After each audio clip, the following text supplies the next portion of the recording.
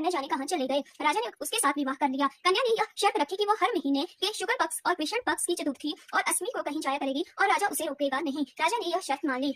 इसके बाद कृष्ण पक्ष की चतुर्थी आई तो राजा से पूछकर मृंगावती वहां से चली। राजा भी चुपचाप पीछे पीछे चल दिया। अचानक राजा ने देखा कि एक राक्षस निकला और उसने मृंगावती को निगल लिया। राजा को बड़ा गुस्सा आया और उसने राक्षस का सिर काट डाला। मृंगावती उसके पेट से जीवित निकल आई। राजा ने उससे पूछा कि यह क्या माजरा है, तो उसने कहा, महाराज, मेरे पिता मेरे बिना भोजन नहीं करते थे। मैं अष्टमी और चतुर्थदशी के दिन से पूजा यहाँ करने आती थी। एक दिन पूजा में मुझे बहुत देर हो गई, पिता को भूखा रहना पड़ा। देर से जब मैं घर लौटी तो उन्होंने गुस्से में मुझे शाप दे दिया कि अष्टमी और चतुर्दशी के दिन जब मैं पूजन के लिए आया करूंगी तो एक राक्षस मुझे निगल जाया करेगा और मैं उसका पेट चीर कर निकला करूंगी। जब मैंने उनसे साप छुड़ाने के लिए बहुत अनुनय की तो वह बोले, जब अंग देश का राजा तेरा पति बनेगा और तुझे राक्षस से निकली जाते देखेगा तो वह राक्षस को मार देगा, तब तेरे शाप का अंत होगा। इसके बाद राजा उसे लेकर नगर में आया। दीवान ने यह देखा तो उसका हृदय फट गया और वह मर गया। इतना कहकर पिता ने पूछा, हे राजन, यह बताओ कि स्वामी की इतनी खुशी के समय दीवान का हृदय फट गया। राजा ने कहा, इसलिए कि उसने सोचा कि राजा फिर स्त्री के चक्कर में